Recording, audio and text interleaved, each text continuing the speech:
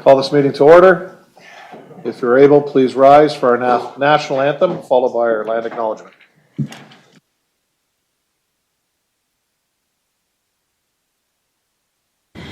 O Canada, our home and native land, true patriot love in all of us command, car ton bras s'est porté l'épée, il s'est porté la croix.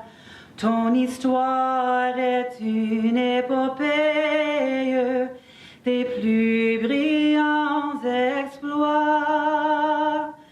God keep our land glorious and free.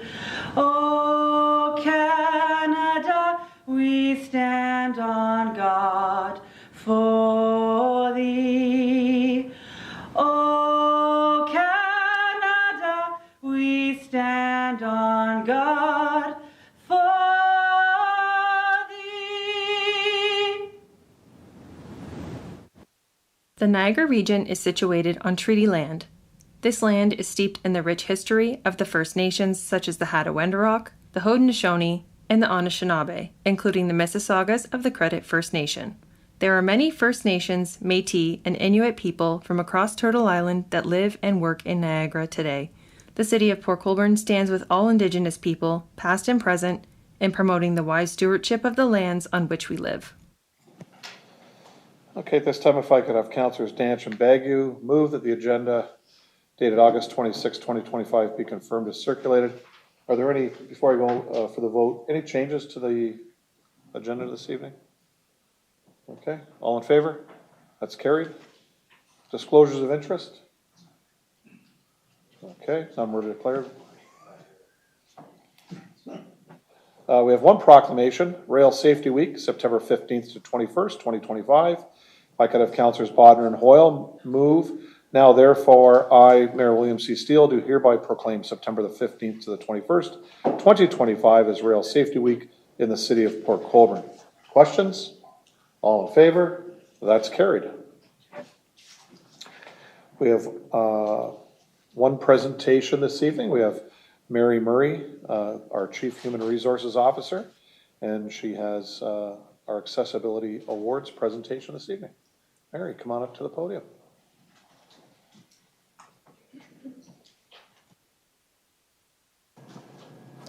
Good evening, Mayor Steele and members of council. I'm here tonight on behalf of the Joint Accessibility Advisory Committee to present two Accessibility Matters Here Awards.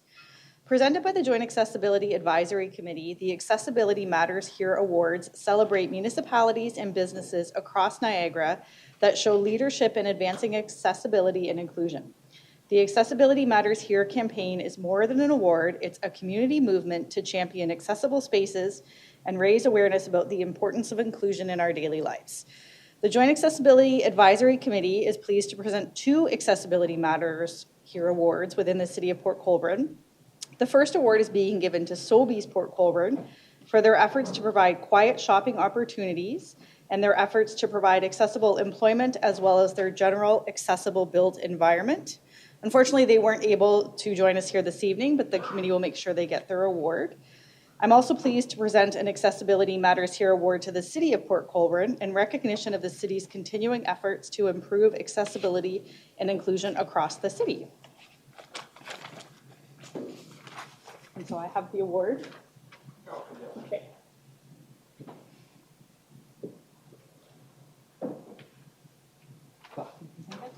Great. Thank you. Thank you very much. Perfect.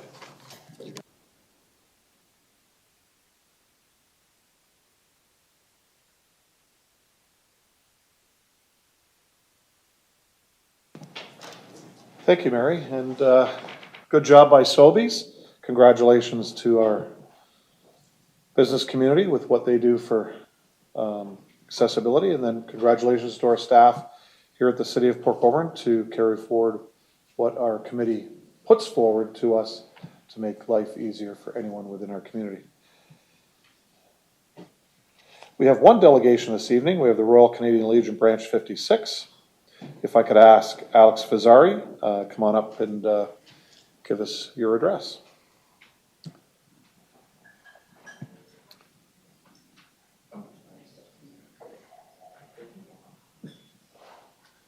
Thanks, Alex.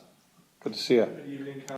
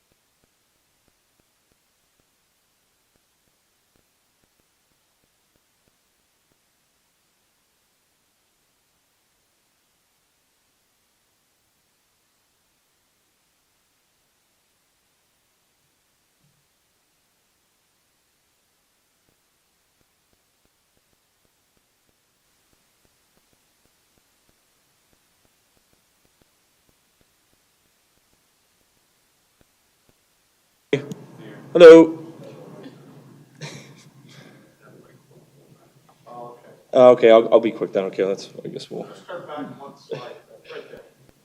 So why Veterans Crosswalk? For honoring our past, present, and future Canadian Armed Forces and veterans in Port Colborne.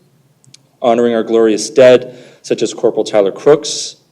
Large community support for this project, and several townships and cities in Niagara and beyond have veteran crosswalks already. We're asking for 4 different crosswalks, so 3 in front of the Legion. So that would be, and I'm going to be pointing in here, people online can kind of understand. So from here to here, here to here, and there to there.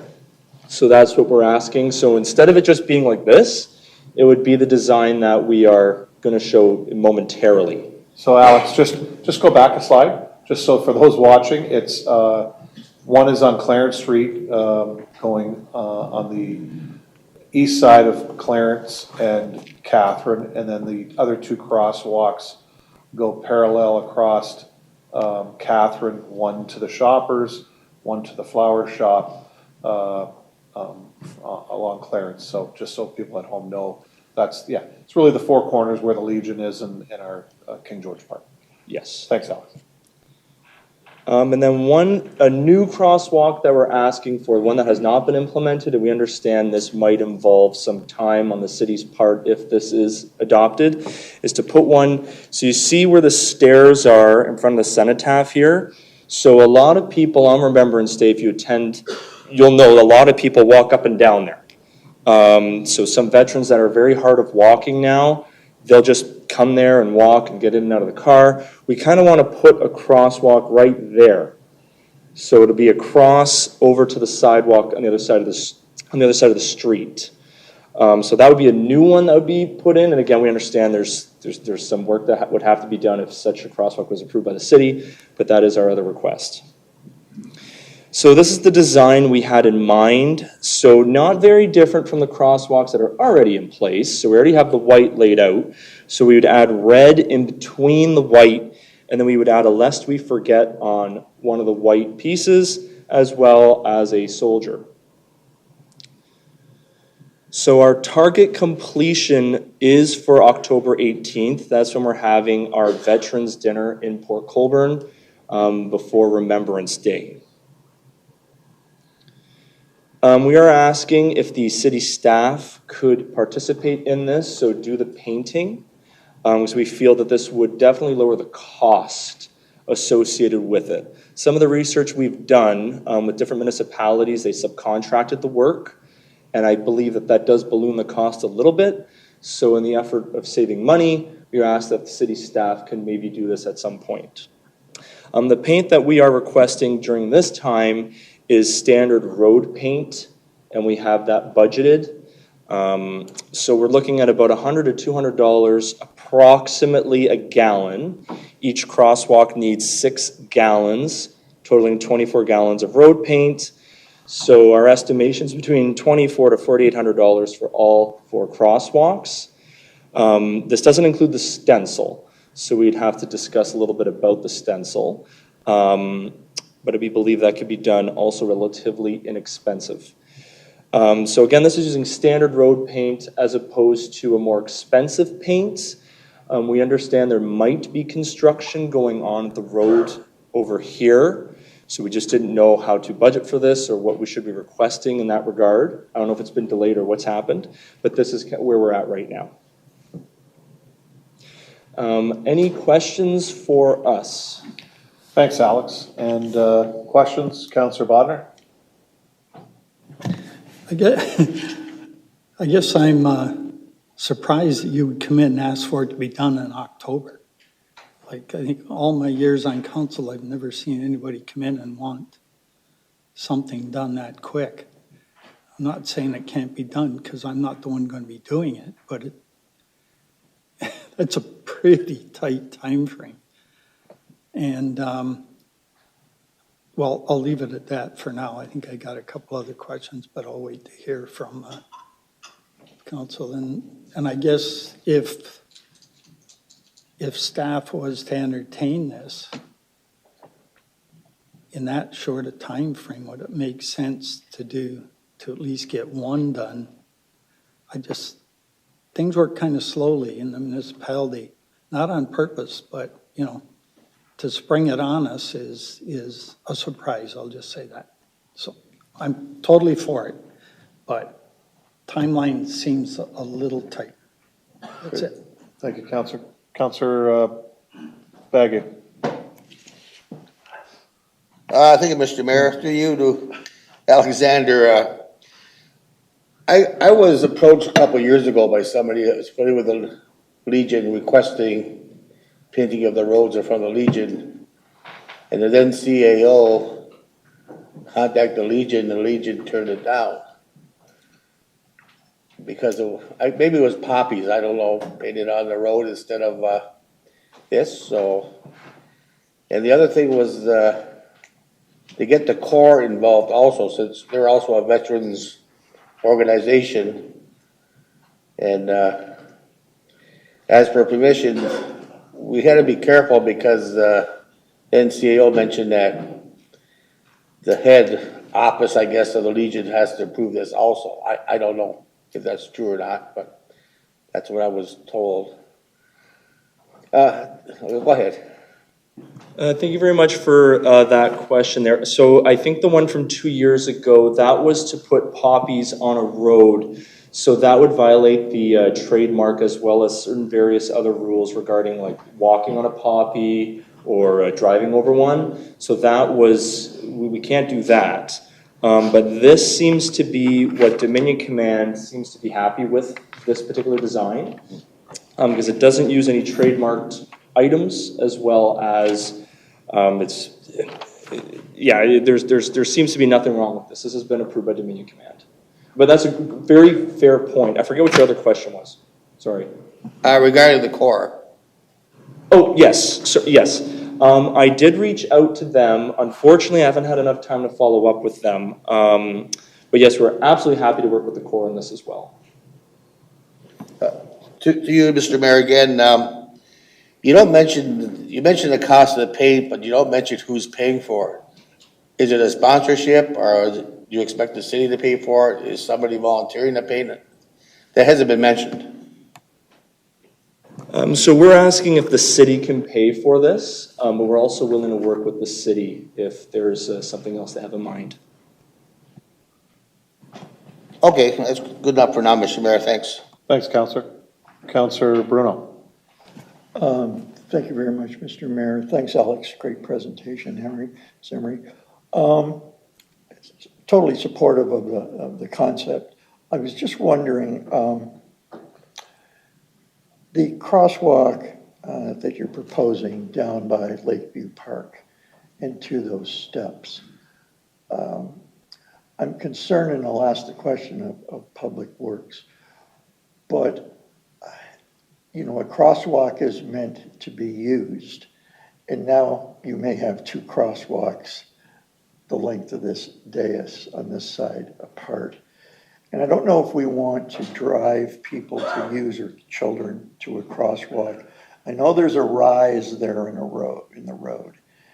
And generally speaking, you want people to cross at an intersection. And I noticed those steps really for someone that, and they're probably historical that they were left there, but they seem to lead to actually an impediment, which is the hill. And so for purpose of people with disabilities or mobility issues, I was thinking that, you know, it's admirable that there's steps there, but if we get them across the road, now they've got to climb a hill. And so maybe, I don't know if you would consider it being at the proper corner with a stop sign. Alex? Thank you very much for that question. Yeah, we absolutely are open to that as well. We thought there, just because on Remembrance Day, there is a lot of people that are walking there. You brought up a fantastic point. It is problematic to walk up that hill. I've tried doing it when it just rained, it was frosted. I even had an issue walking up. So that's a very fair point.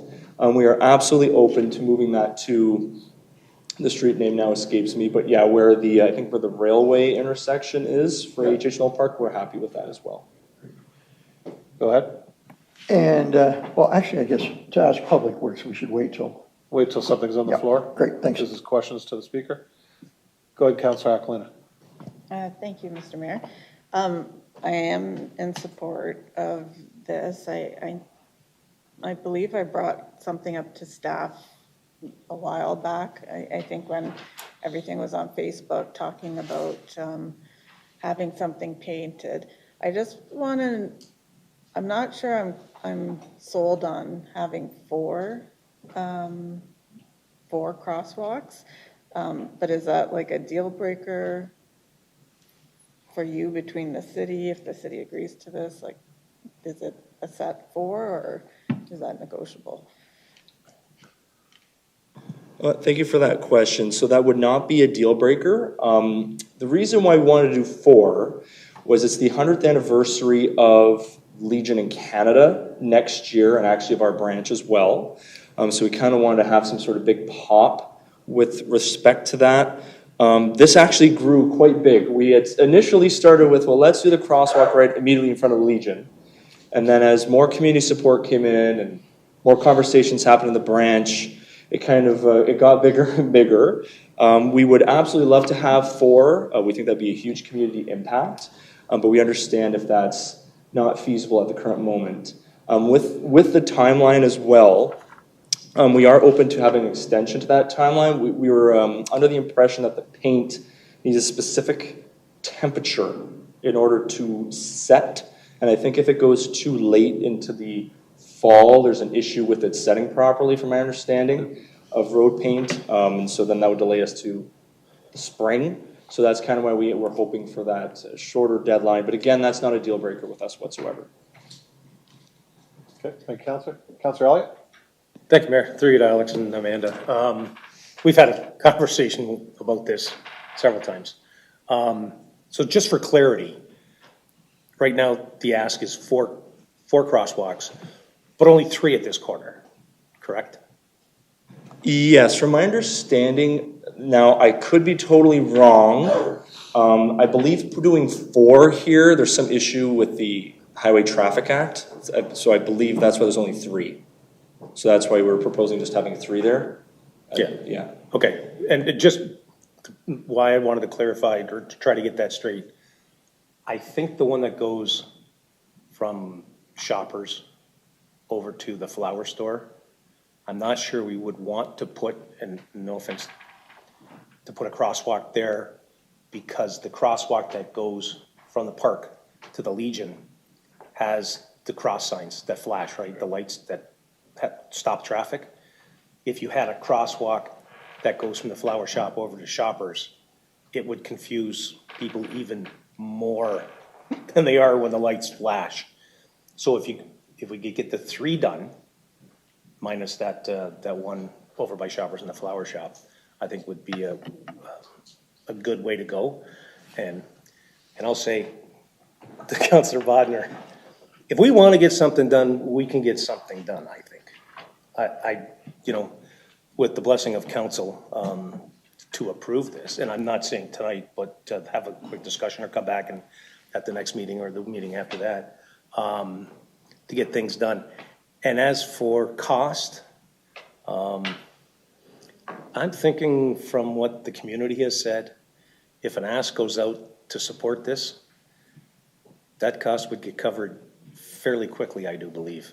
Not putting any pressure on the business community, but I'm sure that there would be several businesses that would jump in on that, as well as private citizens as well too. So I don't think cost is going to be a problem. But yeah, the conversation will start after tonight and then go forward. I know we're supposed to still have our meeting. We got caught up in vacation time and that thing called Canal Days. So we'll still have that and then go forward from there. So I think it's a great idea, as it sounds like the rest of the council. So we'll see how fast we can get this done. Councillor Danch. I'm going to echo a few of the ideas there. I thought maybe even take a couple baby steps here and maybe just do the one from the Legion over to the park and start with something like that, especially with the timeline you're using. I don't know where you're buying your paint, but $100 to $200, that's a huge difference. I kind of wonder, like, should be whatever it is, it's $150 a gallon or whatever, but and then if you're going to do it, I like to see it maintained properly, because I mean Clarence Street's busy. I'm on Main Street, that's busy. These things seem to get tired, and if you're going to do it just before the W word comes up, you hate to see it, get deteriorated fast. But again, I'm in favor, and I would donate $100 towards that through my business right now, just as a goodwill thing. So hope you can use that. Thank you. Thank you, Councillor. Further questions to the presenters? To the presenter? Yep. Just back to Councillor Aquilina's point about, and Councillor Dance actually with one, I mean, we'll be, I'm sure, asking Public Works the question, but my concern is that the 4 or 3 there and that, we had this debate surrounding the rainbow one that was put up. And back at the time, it wasn't so, like, I think you could see sort of our mantra through the years is do it right and do it best the first time. We've had to correct a lot of errors through the years because everybody went for price. My only concern is that when you see something, I think, as honorable and sacred as the Legion, I hate to see it become degraded as a crosswalk because it's, I mean, we use paint every year on our crosswalks and we repaint them every year, but I think this is such an impactful statement that, and I'll be asking Public Works about the sort of longevity of it when you have to go back 4 times and use the stencil and maybe we have to bring it in and all that stuff. So would you consider that to be viable? Sort of the one in line with sort of maybe a higher quality one, and move forward that way, even if it is more to come, and then you're not so worried about the winter and that kind of stuff. Would you be interested in that? Alex? Thank you very much for the question. Absolutely, we're open to a higher quality paint. I forget what they call it. That was like a thermoplastic paint that was used for the Pride. I forget the specific term, but we're absolutely open to that. Our only concern was we didn't know if we were going to need to do a lot of community fundraising or fundraising ourselves, and we didn't know if the road was to be torn up. So that's kind of where we were at with this. That's why, but you do have a good point of we don't want it to deteriorate, and, you know, absolutely, we don't want that to happen. So we're open to all suggestions with regards to that. But if it's that higher, like really high quality paint, the Legion would probably not be able to assist too much with the cost of that. Thank you, Mr. Mayor. Thanks, Counselor. Any further questions to the presenter? Counselor Hoyle? I'm totally for it. Might just, like everyone, some have mentioned the time frame. And if we're gonna do this, let's do it right. And that would mean that we'd have to probably do it in steps, like a crosswalk at a time, especially if we deal with the greater peak. That's about it. Okay, questions to the presenter? No, okay, thank you. Any further questions to the presenter? Okay. Thanks, guys. I'll be bringing staff in here in a minute, but we don't need you standing there the whole time listening to us, so. Thanks, Alex. Council, thank you. Thanks. So, Joe, with regards to this, because we're gonna have to refer it to staff, obviously you've heard everything that the Legion has asked for. There's obviously some research to do on your end, I'm sure some things you know already. But I think our date, guys, would be October 14th to come back here for a decision.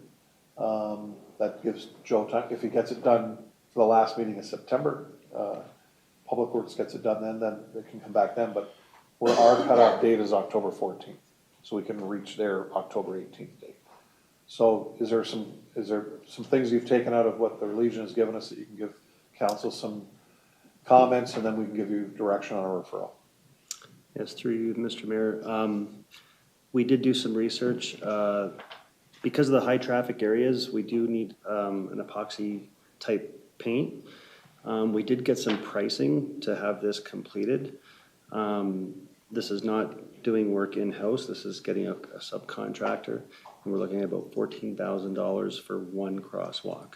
So it is very expensive. I think we're going to keep looking at getting a more competitive price.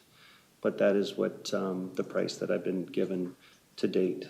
In terms of timing, if we get approval today or in the very near future, we can have that scheduled and have it completed.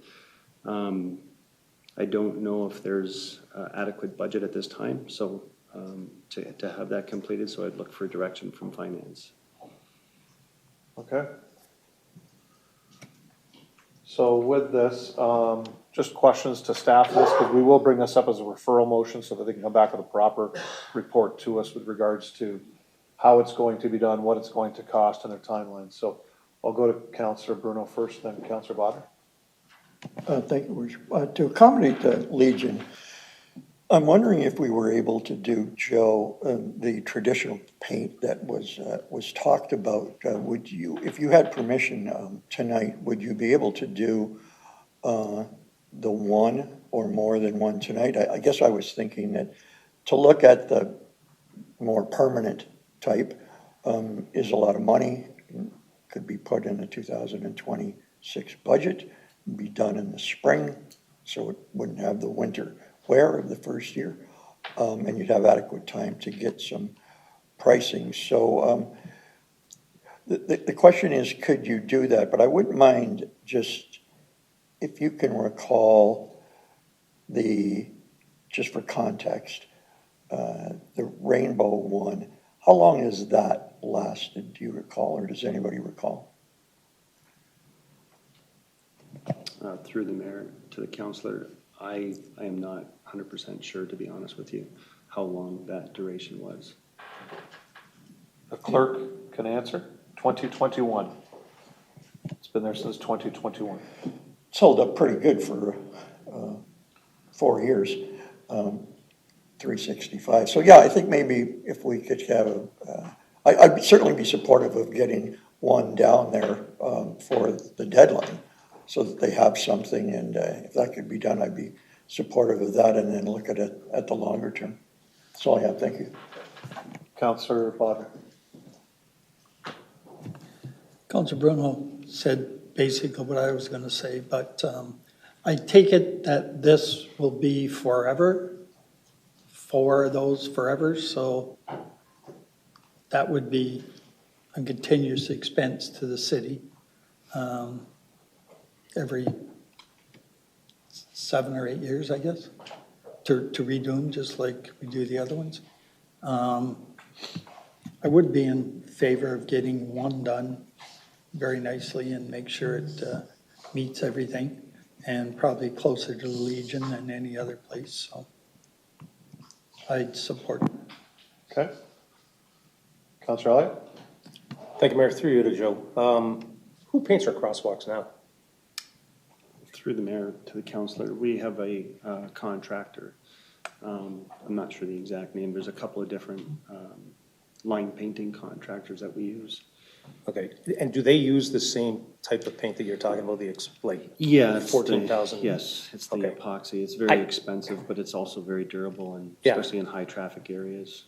So I would like to back off the $14,000 paint job, because we don't know, and I've had a conversation with the Director of Public Works about not knowing what's underneath Clarence Street. So if we wanted to go ahead with this, you're talking about 14,000 a crosswalk, to spend $42,000 on 3 there, if we could get to that point. And then next year go and dig it up. Like, that doesn't make any sense at all. But if we want to have a quick fix for the 100th anniversary, is there something that we can get down for that celebration, have a discussion and find out what's underneath the road, how soon are repairs, because it sounded like he was leaning towards at some time it's going to be dug up.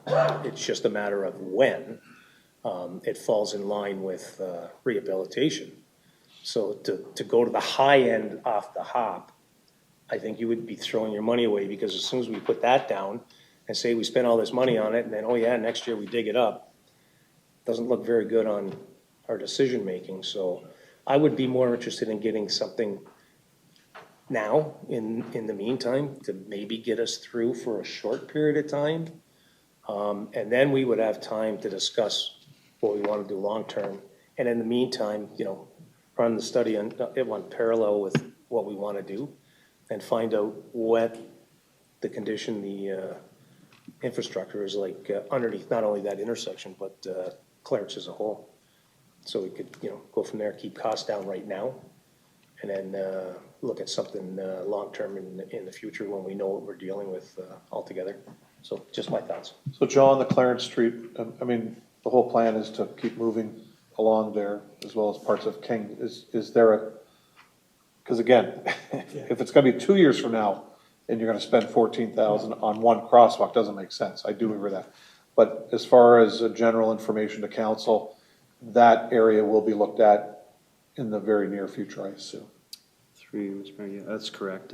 We do have a plan for the downtown, and that there are portions there that will be requiring infrastructure replacement.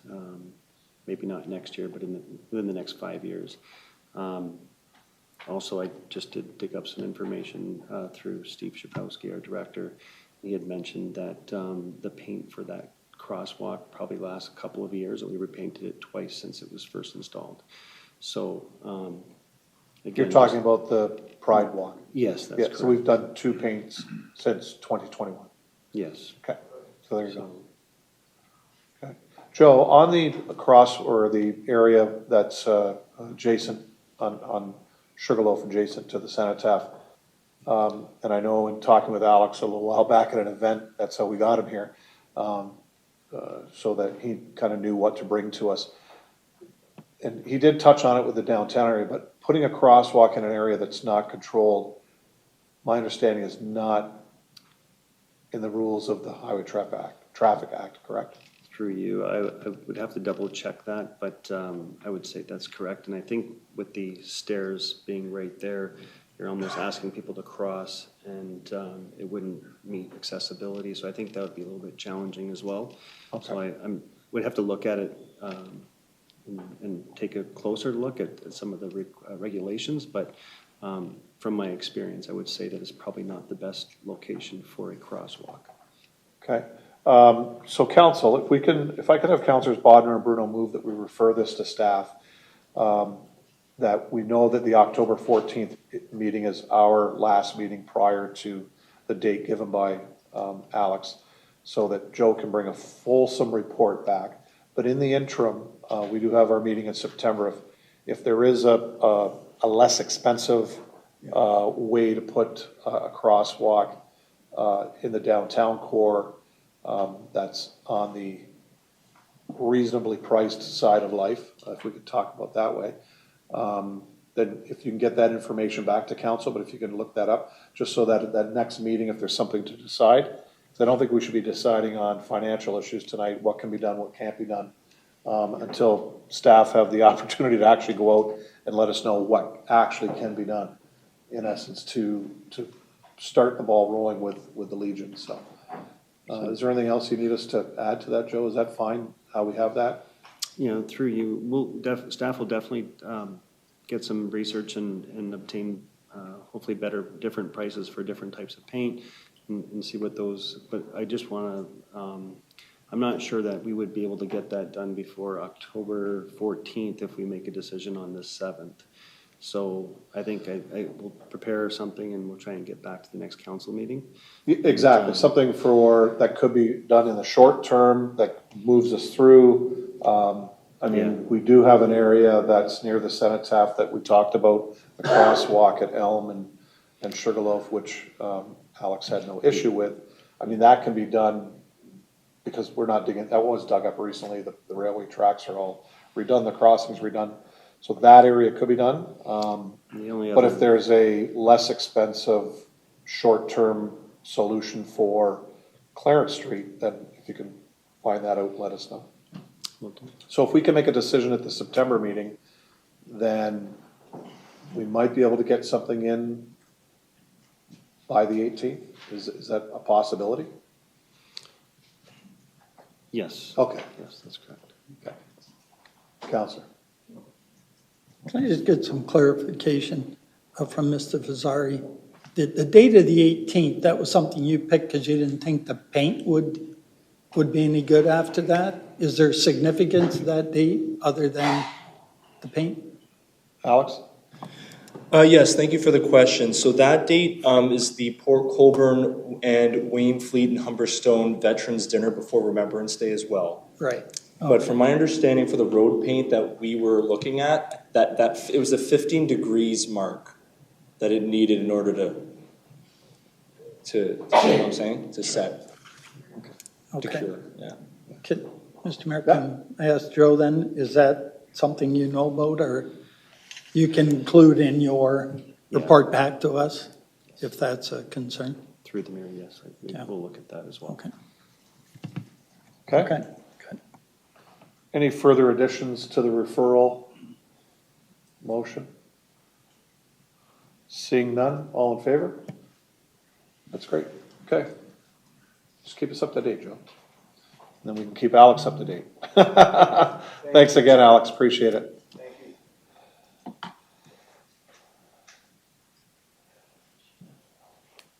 you. On to my mayor's report, and actually a couple of additions that were sent in to me by my staff. First off is Mason Elliott.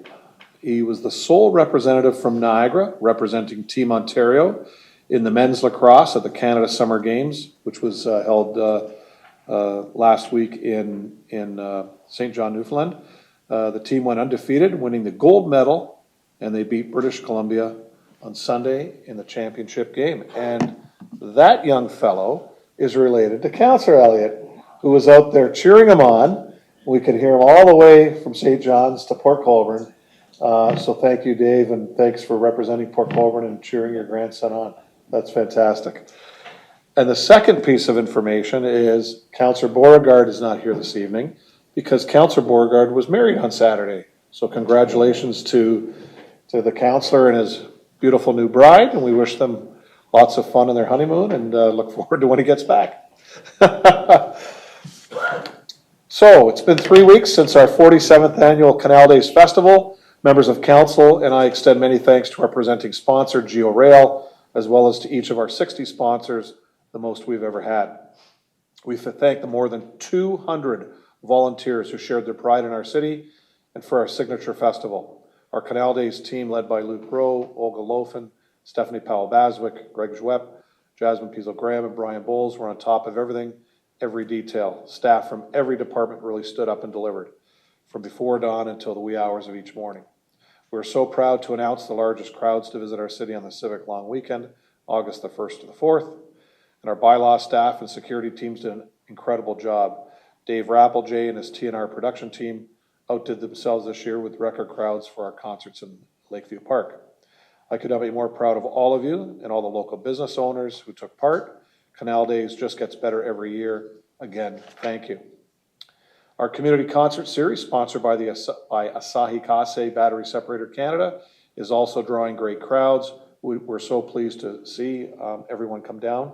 Strictly Hip, a couple of weeks ago, was a huge hit. I think a little over 2,000 people were at that one.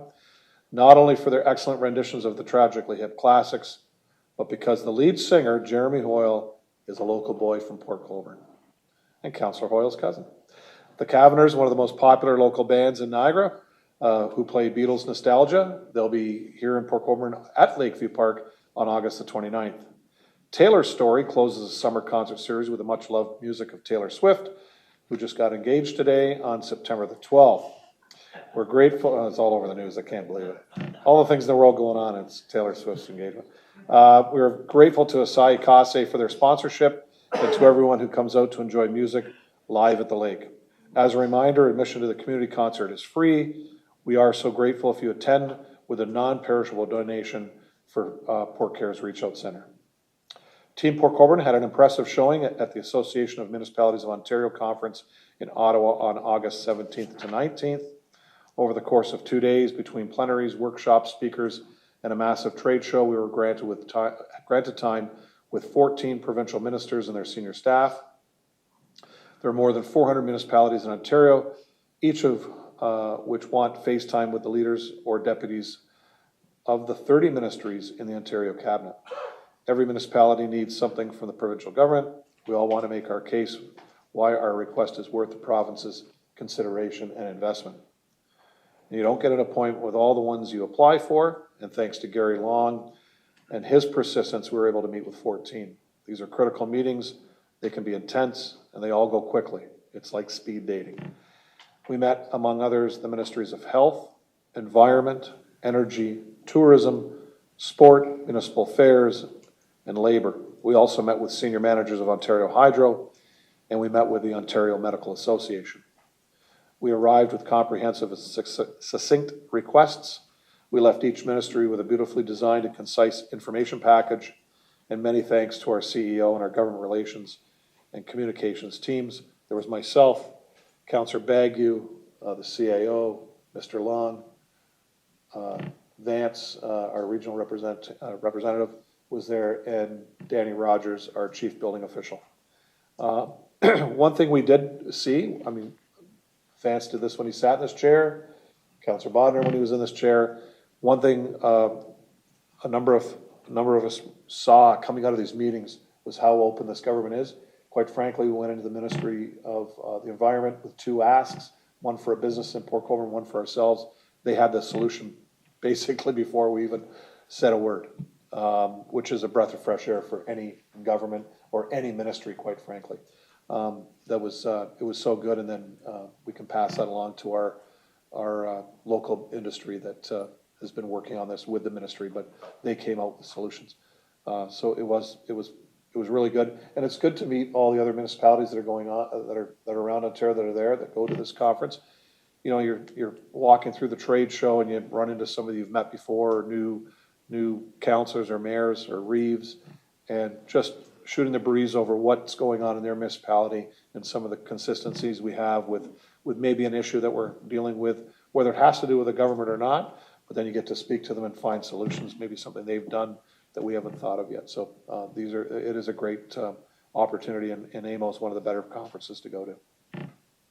And on a side trip I had during my vacation to the Maritimes this summer, I had the opportunity to meet the executive team of the Port of Halifax. They took me on a tour of the first inbound and last outbound gateway to the Atlantic, one of the top 4 container ports in North America, and this port is used by 150 countries that ship in and out of Canada. We discussed the logistics of servicing 1,500 vessels every year and the $2 billion economic impact generated by every kind of international cargo you can imagine.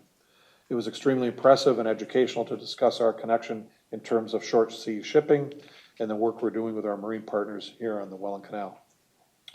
The week before we went to AMO, we were called by Ontario Infrastructure Minister Kinga Surma to an announcement in Niagara Falls. Port Colborne was part of a $135 million project to protect water systems and irrigation infrastructure in Niagara and Leamington. Niagara region will receive $94 million, which includes $53 million for 6 water system projects to help unlock up to 14,000 new homes through the Municipal Housing Infrastructure Program's Housing Enabling Water Systems Fund, and another $41 million for irrigation pipelines to help deliver water to hundreds of farms and agricultural businesses. Port Colborne is one of the 6 water system projects, and our share of the $53 million is $11 million. That money is going to go a long way to secure residential and industrial growth. The funding for our city came out of weeks of hard work, communications, and meetings with our regional and provincial partners. It's the same kind of collaboration we cultivated at AMO. It works. We've proven it several times in the past 3 years with millions of dollars of investment in our city from both the provincial and federal governments.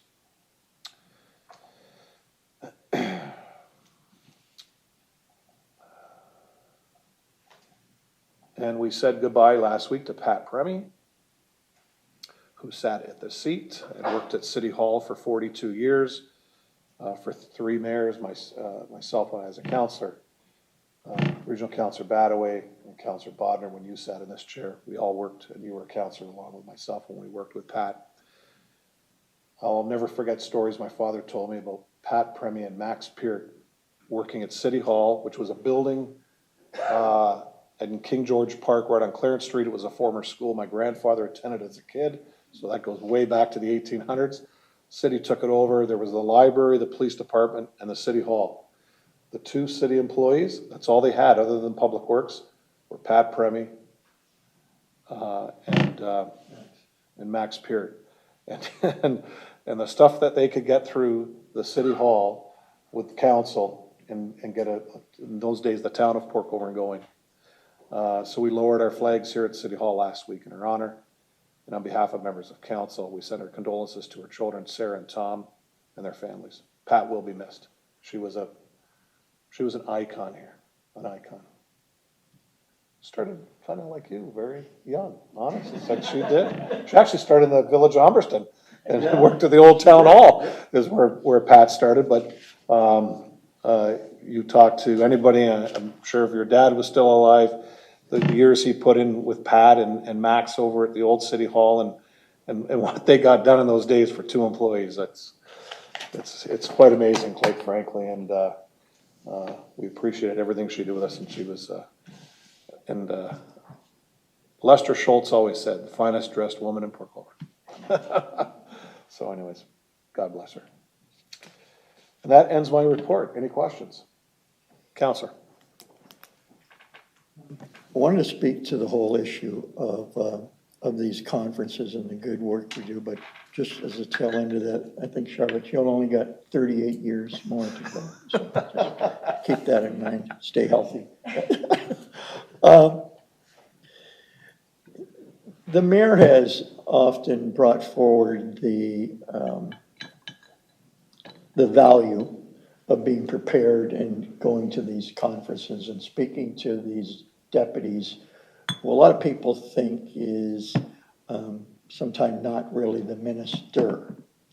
And yet it's those people that actually run the government, get the papers in front of the right people, and not just anecdotally from the mayor or from the CAO, but the people that I've known at the provincial and federal level always talk about Port Colborne's preparedness. And I think more than ever, this council and future councillors, I mean, we're in an era now where we don't have a sitting member federally or provincially.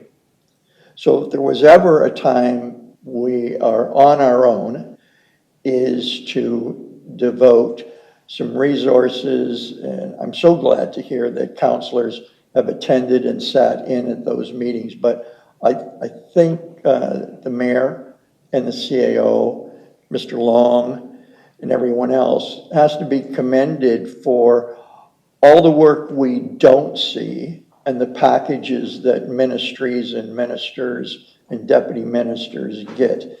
And when you get centered out in 444 municipalities or at the federal level for having the best package, the best explanation, or I've known when you walk into the room, they say, oh yeah, Port Colborne, we got your package, really well done, is not lost on the fact that we keep outdoing virtually everybody on a per capita basis, and sometimes not, on getting grants. And that's going to be tougher in the future. So I think of all the councils I've been on, it's certainly this council that's taken things, and the mayor and the CAO and Gary, to the next level as far as being prepared. So, you know, these are things that go on that not many people see, but the dividends, 11 million, the last grant that was bought was federally, all involved in AK,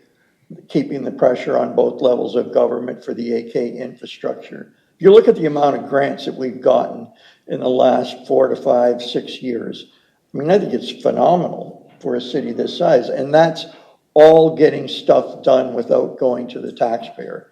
So I think, you know, we have to applaud the three of you gentlemen and your staffs for creating packages that keep winning the race. So I just wanted to say that because I think it often goes under the radar. But it's big money, and it's been great for Port Colborne. I hope we can continue that pace, and that's the bar to keep shooting for. Thank you, Mr. Mayor.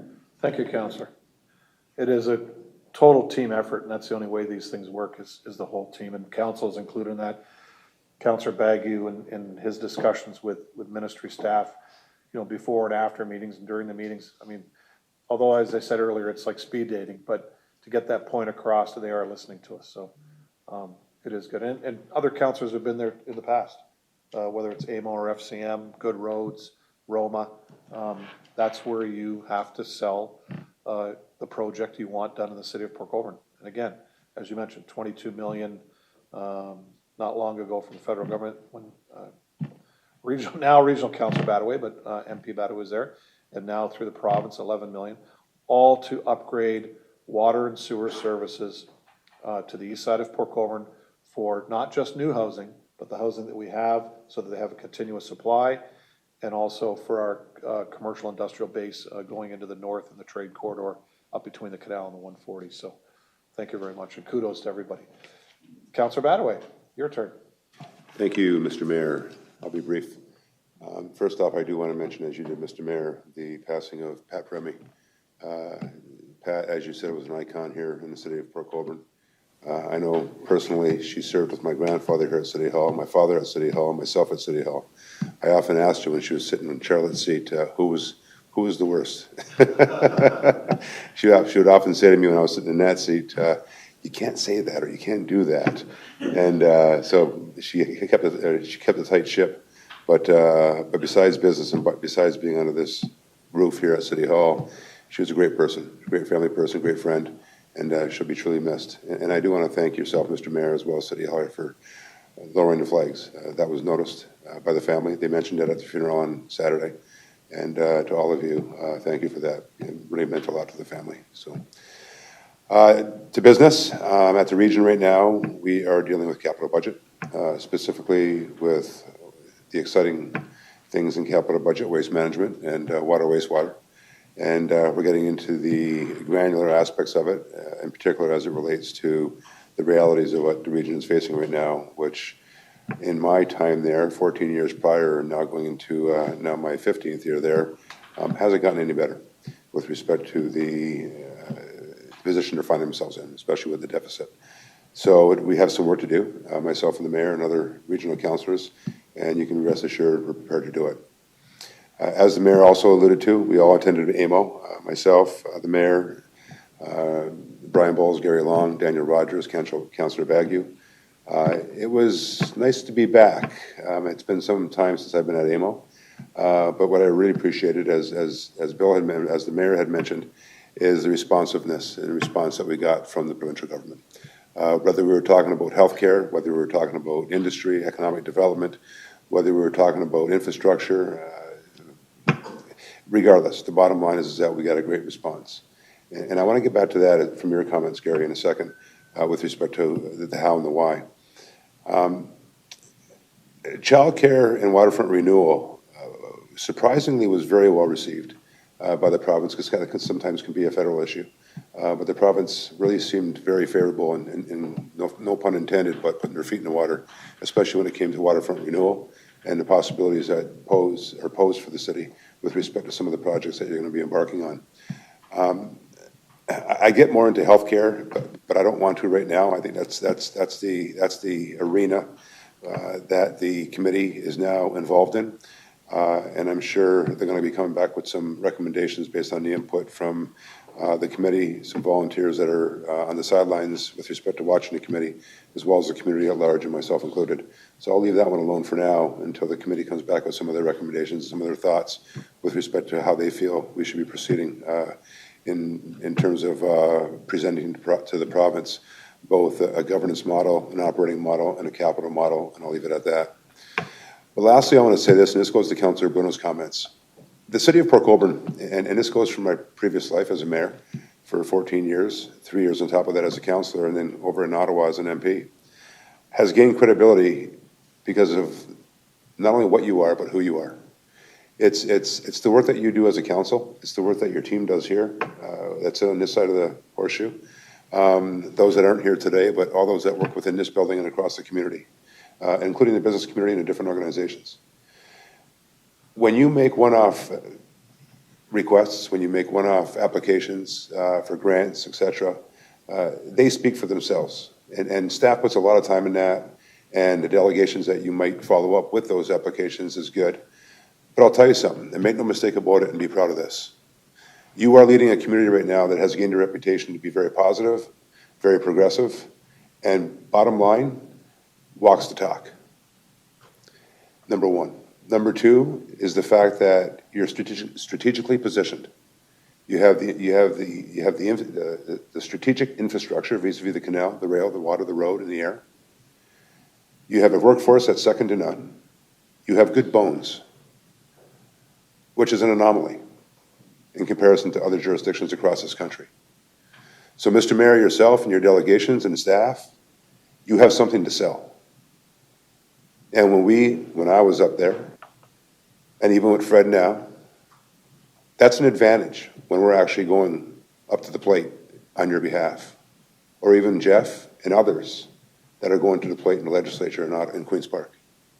So don't underestimate who you are. And that carries years to come. And Gary, the one thing I do have to say, you do still have representation in Ottawa and in Queen's Park. They may not be part of the government, but two things. One, because of the reputation that you've been able to accrue over the years, you have a head start just with that alone. And then secondly, with the two individuals that you have up there right now, albeit not part of the government, still good people and hardworking. And they will go to bat for you. And because of the reputation they have, it'll be a lot easier for them to get what they need to get for you. So I guess having said all that, to all of you, thank you for that. And congratulations for that. And don't underestimate it. Because that carries the day when you're communicating and making delegations and applications to both the federal and the provincial levels of government. Keep up the great work, because the things that you're asking for and that you're getting are because of the work that you're doing. Thank you, Mr. Mayor. Thank you, Councillor. Appreciate that. Any questions to the Councillor? Councillor Bruno.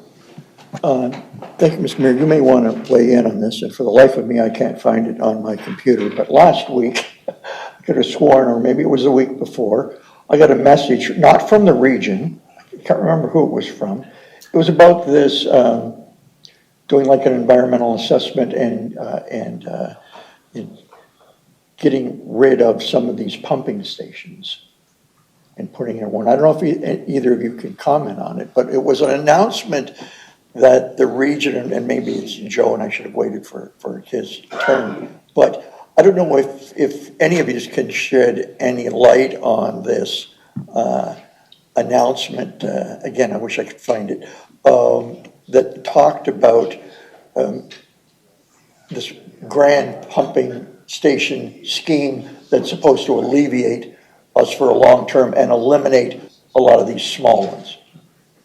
Joe, do you have an insight on that? I don't remember seeing it, honestly, I don't. Yeah, it wasn't from the region. It was, well, maybe Joe is aware of it, I'm not sure.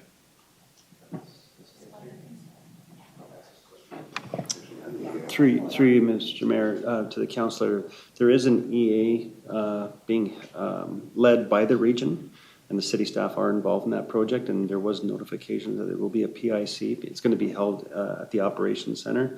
We will provide more information as we get closer, but the whole idea for that project is to look at different options on minimizing the amount of pump stations and looking at different opportunities to improve the efficiency of the region's system, sanitary sewer system.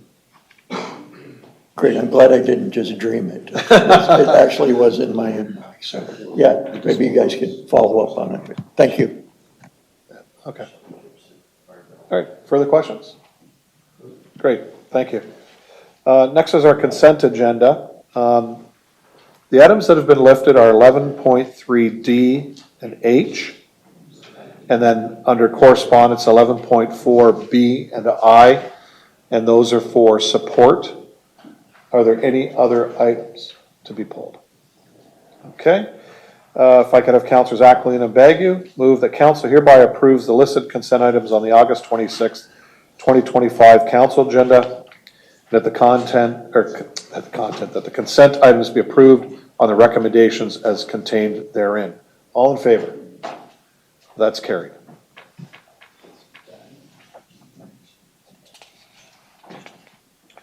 Under items requiring separate discussion, CAO Bowles, with regards to healthcare update 2025-179.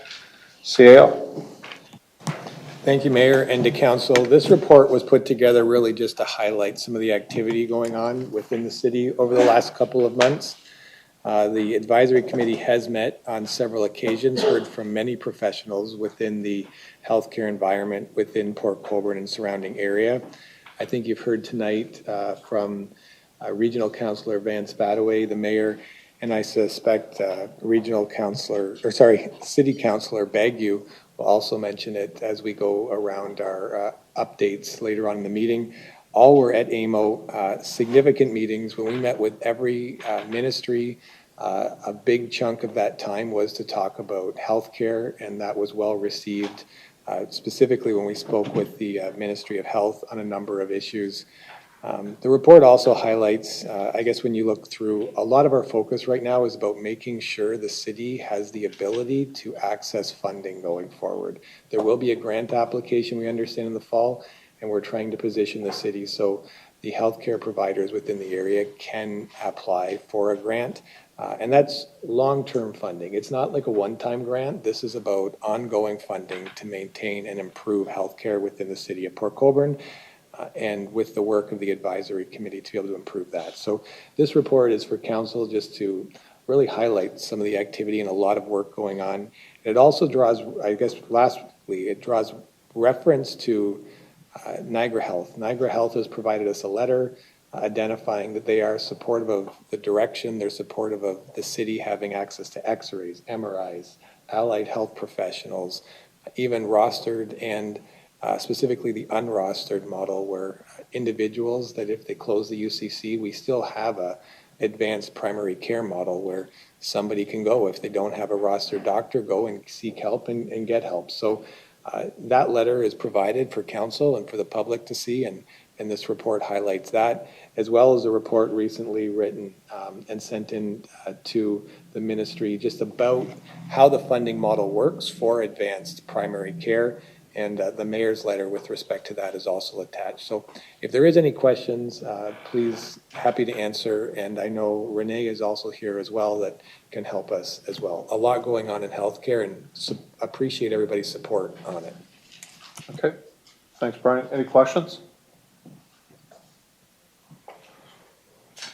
Okay, I'll have Councillor Bodnar and Aquilina move that the office of the Chief Administrative Officer, CAO Report 2025-179 be received for information. All in favor? That's carried. So we're going to the items that were pulled, council. So first off is 11.3D. So let me pull that up here. Is the update on housing initiatives 2025-170.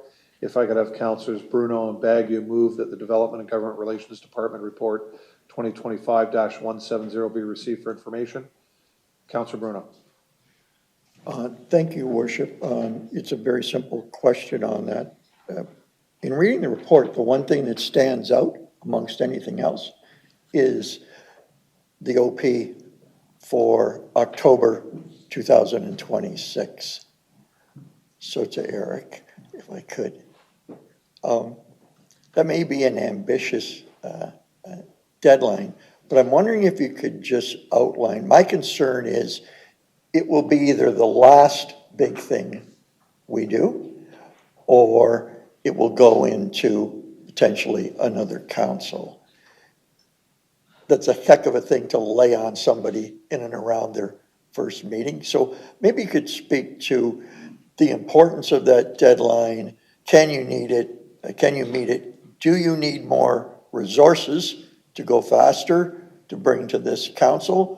Or will it be something that will bridge the councils, and potentially both councils will have input on that? Stratch?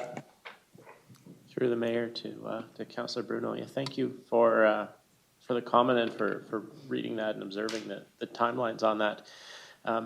My update tonight, and maybe I can save myself and do that now, is that we did go through a formal procurement process, and we have retained a consultant to start work on the official plan. We have a kickoff meeting tomorrow with that consultant, with the internal staff group that are going to be working on the official plan.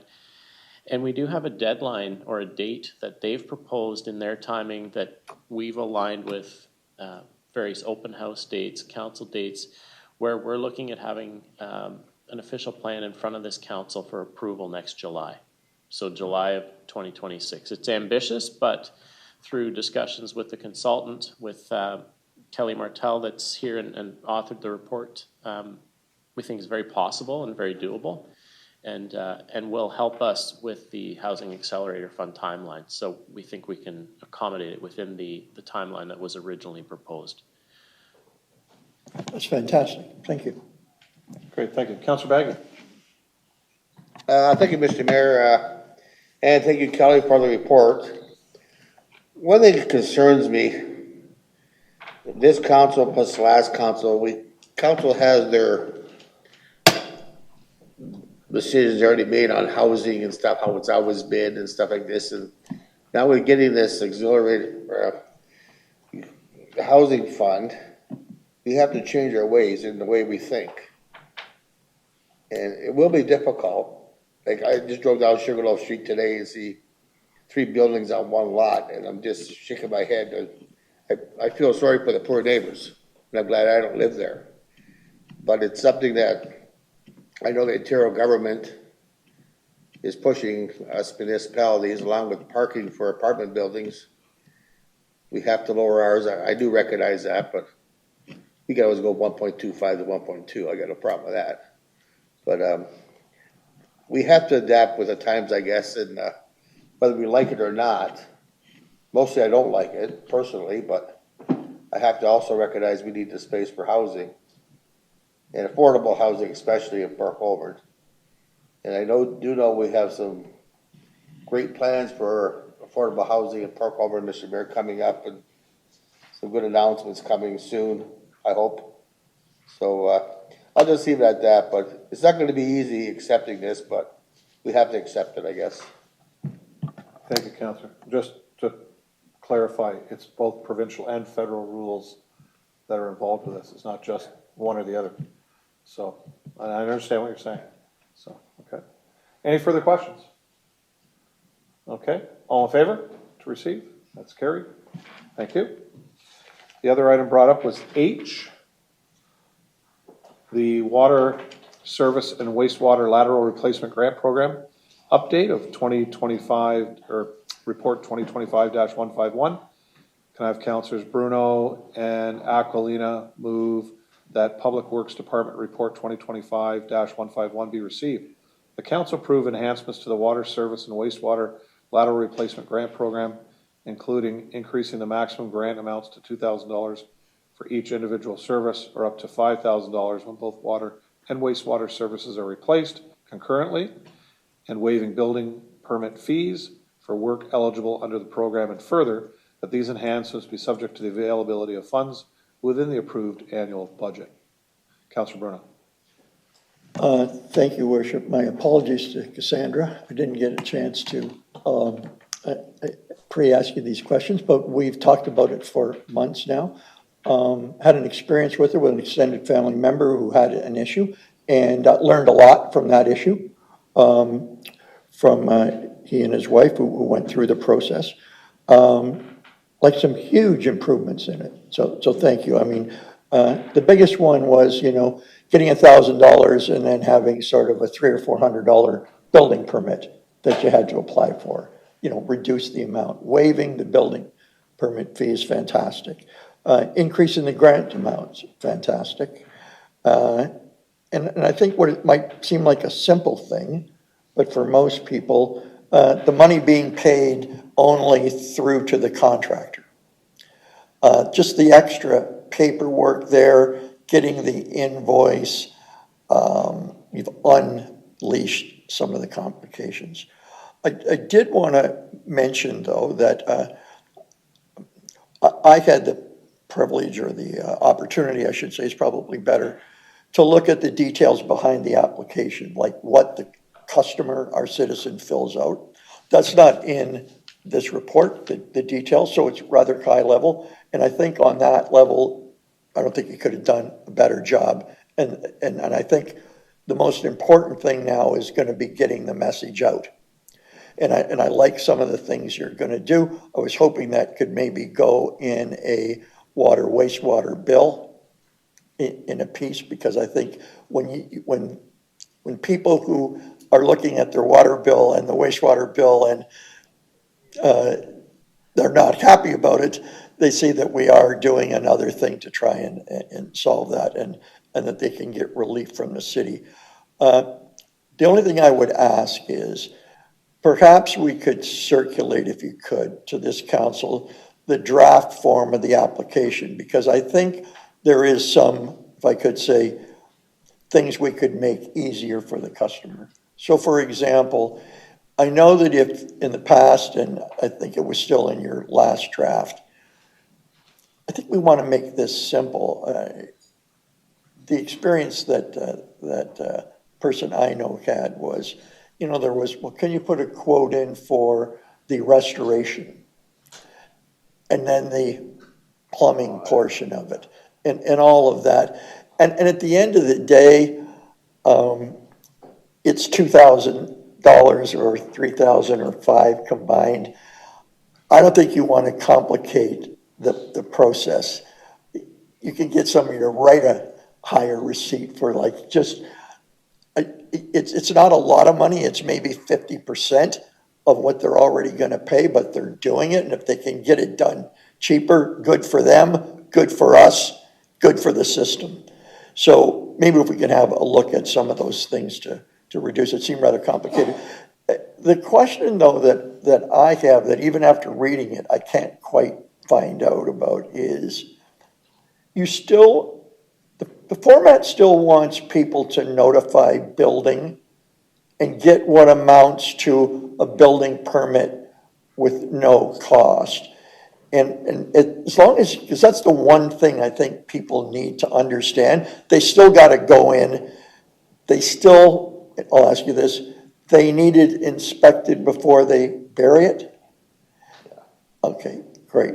Because, so go ahead. Okay, through you, Mayor, to the councillor. So you would still have to get a building permit, and we would have somebody just inspect the work. We, depending what's happening too, we need a certified water operator there to, if we're doing work on our side, we might need some inspection happening. So we still have to go through the permitting process to make sure that everything's sort of checked off, but you wouldn't pay the fees. So, Okay, great. yeah. Very good. And the one guidance on that, if I could, is in this particular gentleman's point, it happened 3 days before the winter shutdown at Christmas, and it was a weekend. And so people have to react when it's water. And so he went out, some friends of his were retired plumber, city came out, shut it off. But basically, he had everything done by Monday morning, so he didn't have to, live at his daughter and my son's place for the weekend. So the reality is, there's a lot of time when City Hall isn't open. Weekends, holiday weekends, Christmas. And so what would you advise? People can, obviously, you don't want them coming in 5 weeks after, leave the hole open, get the job done. Is that? Through you, Mr. Mayor, to the councillor. So engineering and operations is open over the Christmas holidays for the most part as well. So they could contact us during emergency situations. We do understand that. We could fast track that process. We could talk to building ourselves and make sure that things are checked off. I do remember that incident last year, and it was sort of everything that could have kind of gone wrong went wrong on that one, just unfortunate timing and things like that. But I think we understand, especially in water and wastewater, we understand emergencies, and sometimes you have to get the work done. So we're happy to work with residents, even if they have to do an emergency repair and perhaps don't have all the permits in place.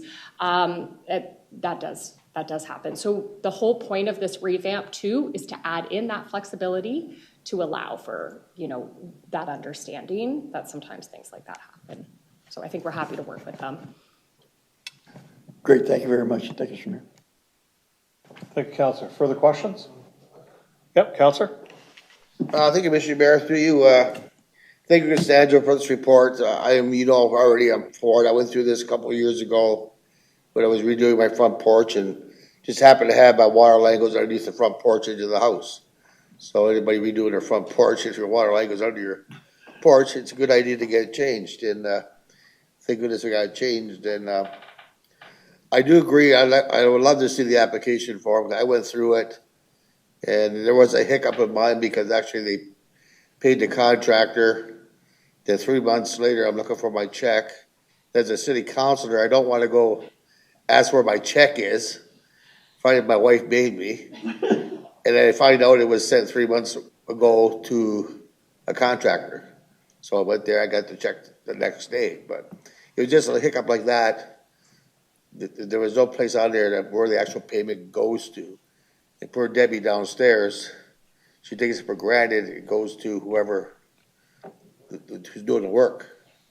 Yeah. Okay, so that's all, Mr. Mayor. Thanks. Thank you, Councillor. Councillor Elliott. Thank you, Mayor. Through you to Cassandra. This has been on my mind after reading this and listening. With all the studies that we've been doing with our infrastructure, is there any specific areas of the city where this program should be targeted more than others? And the reason I say that is, this is citywide. And if we get somebody that wants to replace both their laterals, but it doesn't benefit us by them doing it, it's just upgrading their laterals that weren't leaking, there's no I&I, we don't benefit from it. But if there are specific areas that we should target and really kind of lean in on people and say, you really should take advantage of this because you'll help the entire city. Are there specific areas like that? Through you, Mr. Mayor, to the councillor. So there are, and is not surprisingly, they align with where we're doing our capital work projects, right? Where we're doing water main lining, where we're doing our sewer main lining. The pipes in the ground there and the private pipes to residents are all around the same age. And so targeting in those areas that we know that there is aging infrastructure, absolutely. And so that's why we do want to link this to some of our infrastructure projects. So we just did water main lining on North and South Crescent. We had a few people ask us about this program. We told them that there was going to be a council report coming soon too, to keep an eye out for that if they want to upgrade their services. So we will target in those areas. Now, on the other side, I do want to talk about the wastewater laterals, because the city already, through our I&I, our inflow and infiltration reduction programs, we are doing lateral lining, including on private side laterals. So the city has already targeted those really bad I&I areas through that program. And we're doing like 2,000, I think, is planned out of 6,000 properties. So we will be targeting a lot of those. And we'll look at that. So when someone applies, we'll make sure that the city isn't about to line their lateral, right? Because they're about to get, you know, almost a free lateral. And that is where that I&I is really contributing to the city's overall problem too. I will say, and then, so absolutely, there are targeted areas, but sometimes you just have tree roots go into your service, right? And that can be anywhere.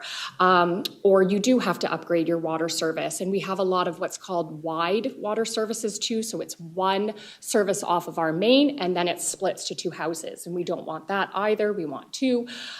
So there's definitely some unique situations. And we do have a general idea, but it is sort of ubiquitous. It's across the entire city for sure.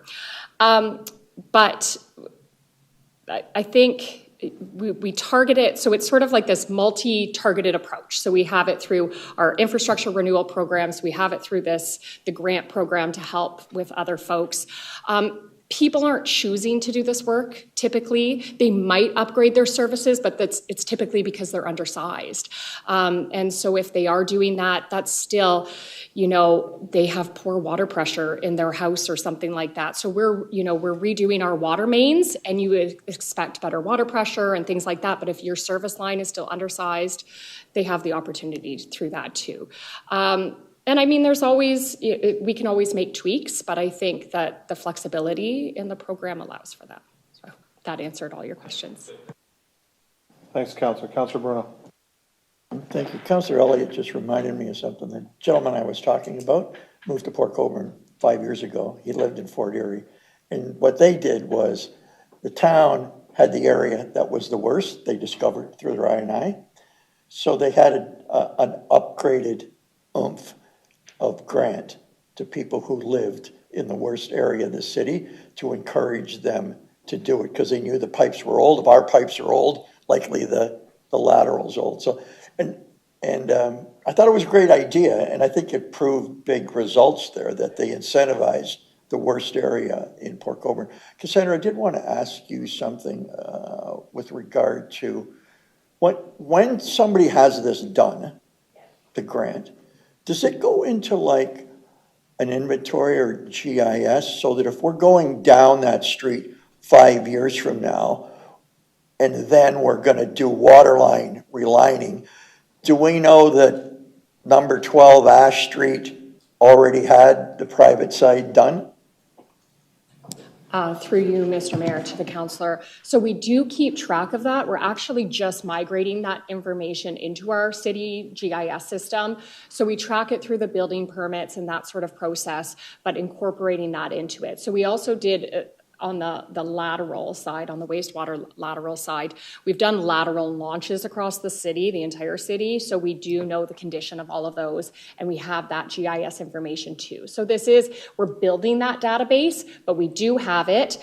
And even for our lateral lining program, if a lateral had just been done, we have the building permit, so we know that, because absolutely that's important information for us to have. So we do have it, it's just not all mapped out yet, but we're moving to that now. And if I could, the last one, you mentioned, can citizens find out how to have their wastewater line cameraed? Is it something we could offer? Because as you responded to Councillor Elliott, it's not lost on us when you look at those low numbers that your water pressure goes down, your grass is full of water, you go fix it. But until that, everything's working, I'm not doing it. And the same thing with wastewater. And I often wondered if people wanted to, as a public service benefit, maybe we put that in the bill too, if they want their line inspected, is there something we can recommend? Are there companies out there that do it? Could we offer a mass program in a tight period of time? People are redoing their foundation or out front, they want to find out, I don't know. Yeah, through you, Mr. Mayor, to the councillor. So like I said, we did do lateral launches, which were lateral inspections, so camera inspections essentially of these laterals. So we do have information. We have had residents come to us and inquire, and if we have a video inspection already for them, then we can share that. We can, or at least discuss some of the findings from that. The city staff, we don't typically do like sewer rotting anymore. We don't clear sewers. We don't do that inspection work ourselves, but we can recommend, or we can have a list of preferred vendors. The city uses some.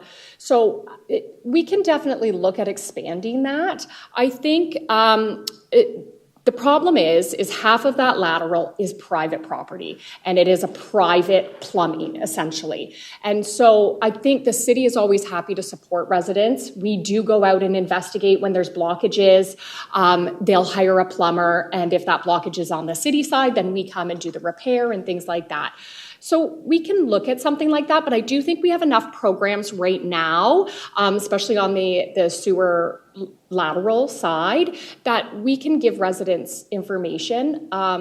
They're always happy, like we're happy to have them reach out, call into customer service, and we can help them with whatever information we already have for them. Thank you. Thank you, Councillor. Further questions? All in favor? That's carried. So next is two correspondence items, 11.4B, 11.4I. If I could have Councillors Aquilina and Hoyle move that we support those two pieces of correspondence as opposed to receiving them. And I know the councillors didn't want to speak to it, they just wanted to do that. That's fine. Does anybody else wish to speak to any of these items? Okay, all those in favor? That's carried. Thank you. Staff remarks. Madam Clerk, anything tonight? Nothing this evening. Chief? Nothing from fire. Okay. Public Works? Through you, Mr. Mayor, we do have a quick update on the Welland Street Road and Trail construction project. This project was developed to build a 3-meter wide multi-use trail between Clarence Street and Lake Road. It also includes a reconstruction of Welland Street from Nickel to Rodney. It will include some new sidewalks, new curbs as well, minor storm sewer improvements.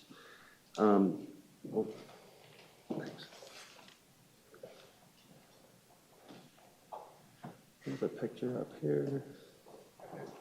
Here, I'll get up. All right, you just say next slide. Next slide. Yeah, so there's minor stormwater works improvements as well. The water and wastewater infrastructure was checked. That is in good condition. The project, construction for the project was tendered just this past month. The total estimated cost of the project was originally $1.2 million. We added a 20% contingency. The design was completed in June. Like I said, it recently closed, and we closed the project at $913,832, which was within the allotted budget that we had designed it for. And construction is scheduled to start in September, and we're hoping to have it completed by November 2025. That's everything. Okay. Mr. Long. When your item comes up, yeah. This is staff update. So yeah, when we come around to you, you can ask questions. Nothing this evening, Mr. Mayor. Planning. Yeah, thank you.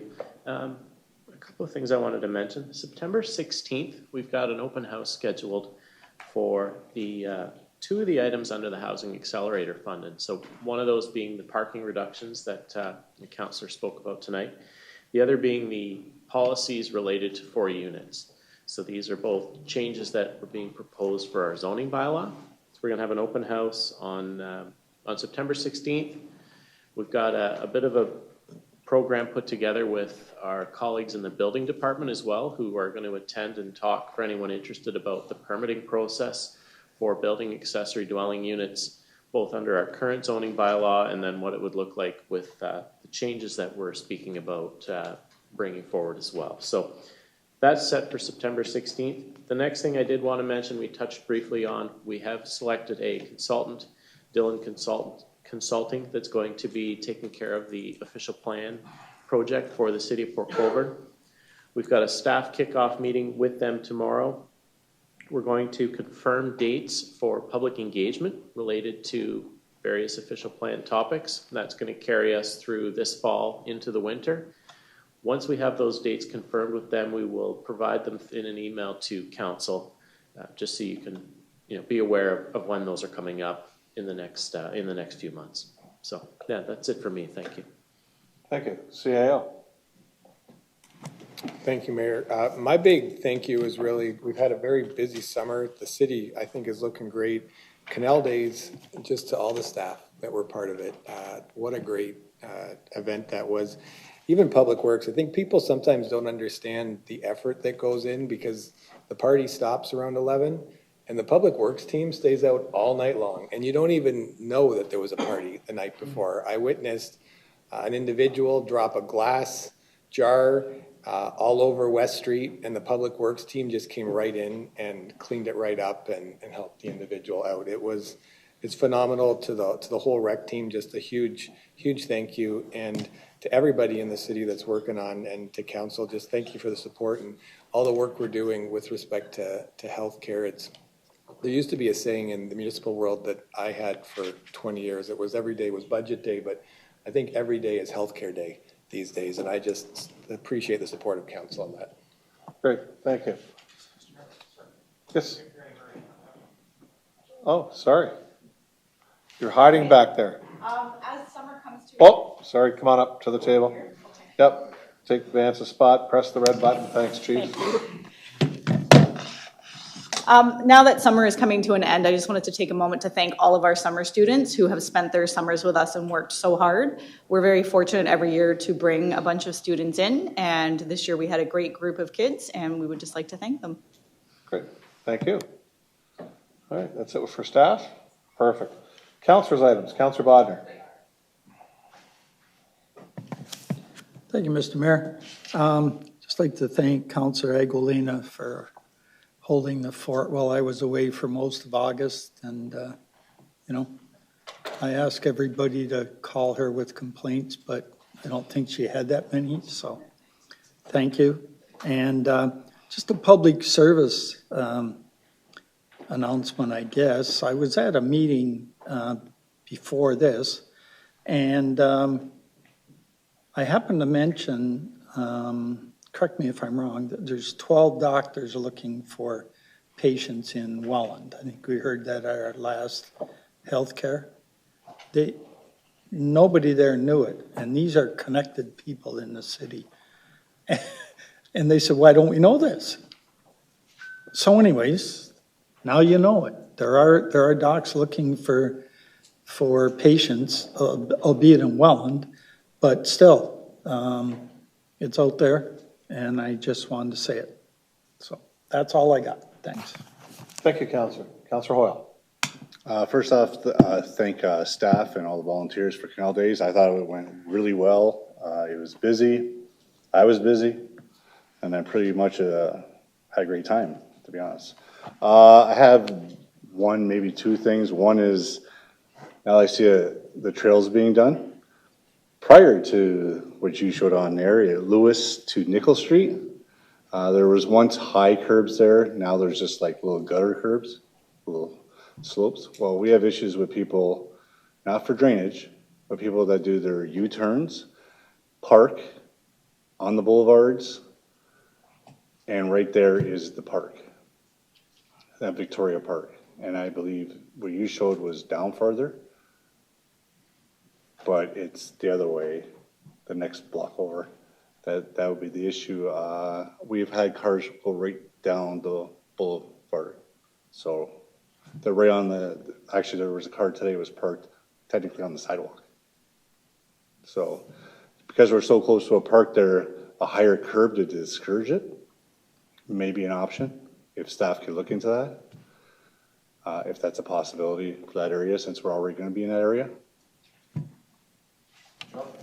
Through the mayor to the councillor, so that's along Welland Street? Yeah, Welland between Lewis and Nickel. We will definitely have a look at it. We are reconstructing the majority of that road, so we'll look at that. Yeah, because I've had a few calls on that recently.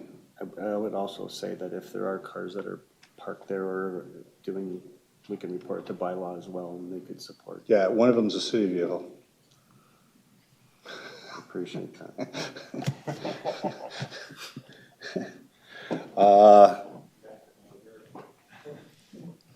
Besides that, I don't think I have anything more. I think that covers the big one.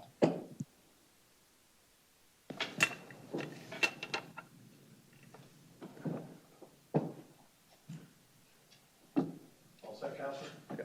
Councilor Danch. Yeah, through you to Mr. Boyles. I had sent him a little note there today. A couple of the boaters are on my tail.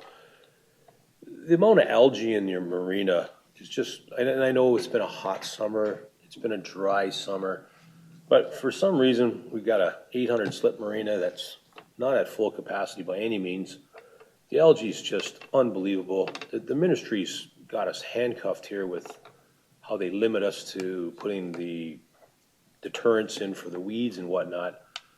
I personally got towed in the other day. I picked up a bunch of grass, whatever, in the marina. I'm really hoping that we can do a better job in the future, because I'm on H-Dock right now. I'm there for 1 month, and that's traditionally what I've done. And I'm looking at a finger with one boat at it. And they're designed for 16, 18-foot boats. So we need to get these boaters back in the water. We need to get some revenue out of these. I mean, the price is on the board. You know what you're going to pay, but we definitely need to do something more to get more boats in the water. I think the other day there was 70 boats down there, or trucks and trailers. That's fantastic. The guys are just nailing the pickerel. Everybody's having a great day. The fishing, cleaning station's busy all the time. It's wonderful. We're a fishing community, but we need to do a better job at our marina. And I hope next year, as things progress, we can get our grass cutter out there a little bit more often. And who knows what Mother Nature is going to bring, right? Because if it's windy, you can't go out. If it's raining, you can't go out, and all the other additives. But I just really hope we can do a better job next year. The second thing I've got to bring up, a little disappointed. I go for my morning walks there 4 or 5 mornings a week. I walk through H.H. Knoll Park. Someone's pushed over outdoor John that's probably left over from our Friday night concert series. That's Monday morning. It's 7:15. The day goes by, who knows what goes on. Tuesday morning, I walk through the park, relatively the same time again. There sits the outside John, still laying on its side, 2 days. Really thinking that should be picked up and cleaned up a little bit quicker. I know it's a poopy job, but things like that need to be picked up. The water station was laying on the ground. It got picked up, so someone made that effort, but nothing else got done. Once again, we got a lot of people driving around through that park, and there's a lot of white trucks going through, and things like that need to get looked after. That's all I have. Thank you. Thank you, Councilor. Councilor Elliott.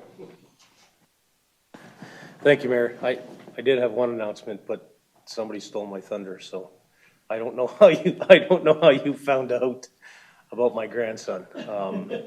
Because we just got back last night, so I will pass on your congratulations to him. It was a fabulous week, and I think it was completely summed up at the closing ceremonies. where there was, I'm going to say minimum 2,000 athletes, young athletes. And just to watch them on the floor of the arena all together lined up by province. And then it just melded into everybody was talking to everybody. And the enthusiasm that these young athletes showed, and I think it represented the entire country coming together as one. And you could just see how excited they were to see people from complete other side of the country and be able to talk to them. And athletes from Nunavut, Yukon, who probably very rarely get to compete against, I'll say, mainland provinces. They're all there. It was something to behold, and it really gives you a sense of pride for your country. So kudos to the people of the organizing committee for that. And my first time attending one of those events, and I was lucky enough. Team Ontario ran the table and came home with the gold, so I got to be there. The other thing with kudos with Canal Days, one special thanks I'm going to throw out to the first floor people that were the treasurers of the weekend. Rumor has it that some of them stayed till 4 or 5 o'clock in the morning counting until everything was done and had started much earlier in the day. So those long hours to make sure that everything and every dime was counted, just throw out a thanks for the long time, the long hours you put in. And it was one of the best, if not the best, Canal Days ever. Obviously with the weather, you couldn't ask for anything better. Going in, it looked like it might turn bad, but it turned out to be one of the greatest things. And one other shout out to the organizers that did the kids area. Fabulous job with that. Doubling, tripling in size of it. There was more kids in that area than I had ever seen before. And the foam party thing that they had, I was this close to jumping in and joining them because there was 3 or 4 kids that were completely covered. Don't fib, I've got the pictures that shows the Yeah. foam. And the smiles on these kids, and it's like, I want to go and try that because they're just completely covered. It was fabulous. And to see it spread out and everybody having a good time, the smiles on the kids' faces said it all. So here's to an even bigger and better one next year. And thanks to staff for all of that. Thank you, Councillor. Councillor Bruno. Thank you, Your Worship. I'll start off with Canal Days too. It's one of the best ones I've ever seen. And I got to tell you, when I saw the extension of through Clarence Street and crossing King, coming down, like I was blown away that we were able to get that many venues. You seem to, as Councillor Elliott said, you seem to have hit the right spot with the kids zone. Vendors being on that brand new asphalt section on Clarence, like I've never seen that in all my years where we crossed over. And they were all interesting exhibits. And I have to say, the other biggest thing that I noticed, but I was amazed at the amount of people, and they talk about it. When you got on West, when you got past Charlotte Street, you had, for the first time, a lot of vistas to the canal. Because the tents that were there were opened back, or there was spaces between it. I walked over, I could not believe the number of people on the promenade. That other years, I don't think people can walk down there and practically not even know there's a canal there, an exaggeration. But there was a boat going through. I mean, the heads were turned towards the water. People were migrating across when the Laker went through onto the promenade. And just the organization of that and the vistas to the canal, combined with the great job that Public Works did on meeting all the deadlines, like West Street, I never saw look better. Like, again, besides the weather, everything just seemed to click. And I had a counselor from Welland contact me. You know, the line was, you guys know how to do things right. And I've never been more proud of the way Canal Days happened. And so kudos to all of you. And to get West finished the way it was, and Clarence, just a coming together. And back to that line, when you need to get something done, you set your mind to it and a goal, you can achieve it. And you guys knocked it out of the park. So that's all I have, Mr. Mayor. Thank you, Counselor. Counselor Baggett. Thank you, Mr. Mayor. I got a few items. I guess everybody knows by now I was at the AMO with everybody, and I was amazed. It's the first time I've been to AMO, and really amazing. I was very tired every night. I think by 9:30 after two or three Tylenols and both nights, and but I was very impressed how staff got everything ready. The presentations to the ministries were awesome. I was flabbergasted that. Even our summer student Grace was involved in doing the binders up for it. And, for having a university student doing that for something so important to the city shows how well trained even our summer students are and how dedicated they are to the city.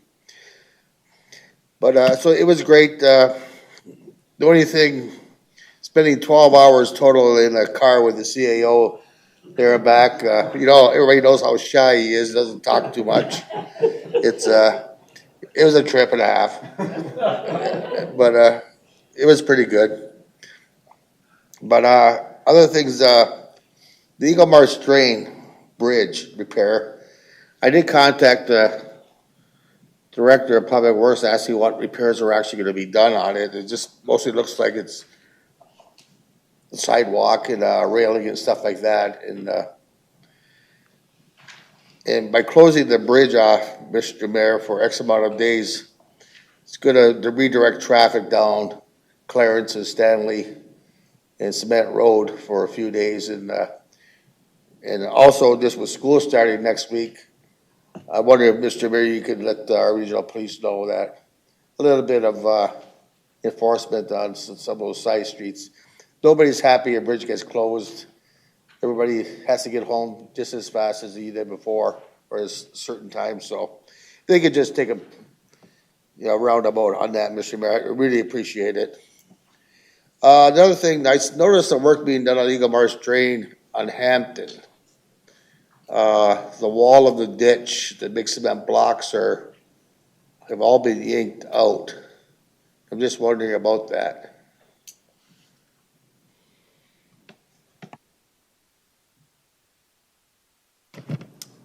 Through the mayor to the councillor, I'm not too familiar with that work being done, but I can follow up, find out for you.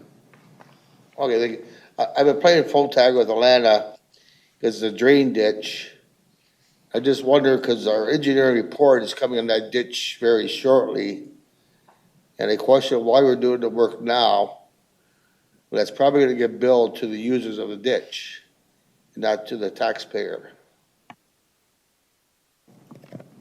Through you, Mr. Mayor, I do apologize. I don't have a lot of information on that work right now, but I will follow up. I'll find out. Yeah, thank you. You look into that. Actually, the bridge work too. Why it's being done before the engineering assessment comes out, and the building goes to a different place. So maybe it's just technicality. I got no idea. So I'll leave it with you, and maybe our phone tag with Atlanta will get over with. Another thing, Mr. Mayor, the cell covers on West Street, or the supposedly cell covers. Did we have a date on when they're going to be arriving? Is it going to be this season or next? On the Promenade mezzanine gazebo roof. That's on the pergolas, the sunshade. My understanding is they're on back order. Are they still on back order? Through you, Mr. Mayor, yes, we have ordered them and we are waiting for them, and we should have them up in the next few weeks. Okay, one more thing, Mr. Mayor. I noticed on social media the region is doing some infrastructure work on Clarence and Catherine. Do we know what type of work is being done? That this council can at least know, or the people, it just says infrastructure work. It's nice to know when somebody calls me asked me what's going on. I said, I got no idea. I just see it, on Facebook. Through you, Mr. Mayor, the region is doing work between Clarence and Catherine. On the corner of Clarence and Catherine, and I didn't even know it was a regional road, to tell you the truth. It's not, is it the pumping station in the Market Square that sometimes is referred to as Clarence and Catherine? Do we know if they're doing work there? If I could speak through you, Mr. Mayor, to the councillor. I know that the water operations team at the region is doing some work on Clarence and Catherine. They're doing an air relief inspection and exercising and doing some valve chamber work there. So that's happening. I think it's beginning tomorrow. So I'm not sure if there was signage around infrastructure work happening there, if that's what is That has to happening. do with their main, correct? Yeah. Yeah, that's their main there. Okay, Yeah, just yeah. it was just a press release from the city for Colborne, telling people, they're gonna have a flag people there. Yeah. So please just be aware of the flag people, that's all. So it'd be nice if some of these projects come out to the councils, so we know what's going on, and, when I get the phone call, I don't have to. Absolutely. I We didn't can play phone make sure tag. that we circulate those Yeah. to you. Yeah, we just received notice from the Niagara region as well. And it did go through the proper channels, but I know, we can, and we made sure to communicate that to our communications team, but we can include that to council as well. Thank you. Thank you. Only one more thing, Mr. Mayor, I think everybody's involved in this one. Our local seaway, seems like one of the bridges has been closed every week, all summer long. Like, are the bridges in that bad a shape, or is the seaway just doing bad at doing maintenance? But it seems like these bridges are being closed all the time this year, All the way way from- more than the other Yeah. years, Mr. Mayor. Yeah, all the way from the Lake Ontario to Lake Erie, bridge work is being done. Sometimes they'll, like, I received 3 notices today. 2 of them were to rescind notices that were sent out the other day about closing a bridge. It was, whatever is to be fixed is delayed. Then another bridge is gonna be closed because of the repair work. I think what it is the hot summer has had a huge effect. Our fire department has been out cooling the bridges down, as well as the water trucks that the Seaway has. Counselor, you gotta remember, there are a couple of bridges, actually maybe even 4, that are well over 100 years old. And they're in the process, and we had this in a meeting with them not 3 weeks ago. You're gonna see a number starting being replaced. Our bridge here, which was started to be installed in around 1928, 29, when the canal opened to 35, with the new canal, the new lock and bridges and everything, we're the youngest bridge. And it was built in, let's say, 1930. That tells you it's almost 100 years old. There'll be a point where the Clarence Street Bridge will have to be replaced. It will be the last one because it is the newest. But it's just based on, you're right, age, and the hot weather all summer. So some of the work has been delayed because it's been so hot. They're leaving the bridges alone and just cooling them. And others is just a bridge, maybe all of a sudden something happens to it, it now gets to the top of the list and everything below it gets pushed down. So yeah, it's the weather itself and age. So, I mean, quite frankly, we know that there's always been work here. I'm sure many of the councilors around this table have seen all kinds of work. The weights have been replaced, the cables, the base of where you drive across has been replaced over our lifetime. But around a 1930 bridge, and it's in pretty darn good condition, that goes up and down, up and down, up and down in every style of weather. Whoever made those, we should bring them back if we could, because that's what you want to build again. That's a 100-year-old bridge, and they are well kept. The one thing about the Seaway is, between locks and bridges, they are the #1 priority, which is correct. We agree with it. There are other priorities we think they should be putting some time to also. But having a bridge or a lock shut down shuts down your economy. So, but that's where we are. And a lot of it is I don't know if the chief's in conversation with them all the time with regards to our help. So regularly this summer, we attended, Yeah, go ahead. Through you, Mr. Mayor, I apologize. That's okay. Yeah, we attended numerous times in emergency scenarios where the bridge was up and wouldn't close, and we had to cool them down to close them. So, you know, an impactful summer. And I think that's part of the repair maintenance projects that are ongoing. All right. Okay, Mr. Mayor, I guess that, it wouldn't hurt to go back in the days of Mayor John Buscarino when the talk of the tunnel was in Port Colborne instead of the middle bridge, is it? So, thank you, Mr. Mayor. You'll have every business in Port Colborne going after you, Counselor, if you talk about tunnel. That's why that's been taken off the table, and the land's been mostly sold off, so there'll be no tunnel. But anyways, yeah, and we know what the Seaway goes through with regards to the issues they have with infrastructure. And we do go after them on some points of it, but bridges and locks, as I said, they are very good at it. But we have to cut them some slack, especially after this summer. When they're calling our fire department, you know, it's important. So, anyways, anything else?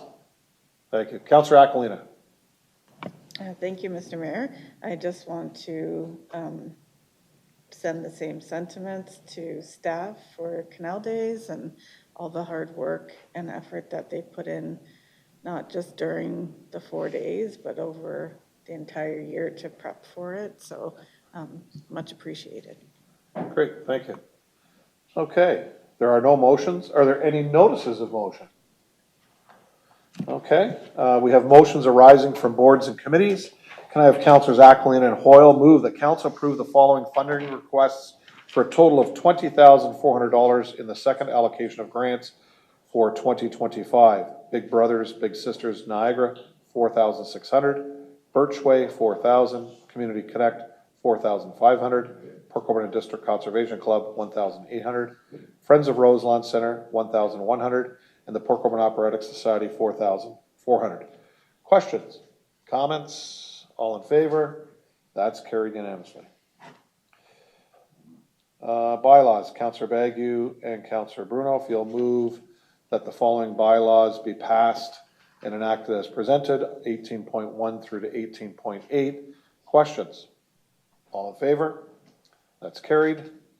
We are now going to move into closed session. If I could have Councillors Elliott and Aquilina move that council to now proceed to meet closed session at 8:27 p.m. under the Municipal Act 2001, subsections 239, 2B, where a closed session meeting is held if the subject matter being considered is about an identifiable individual, including municipal or local board employees.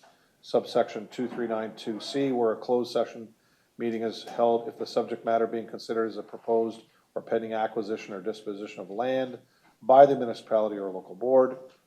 And lastly, subsection 2392D, where a closed session meeting is held if the subject matter being considered are labor relations or employee negotiations.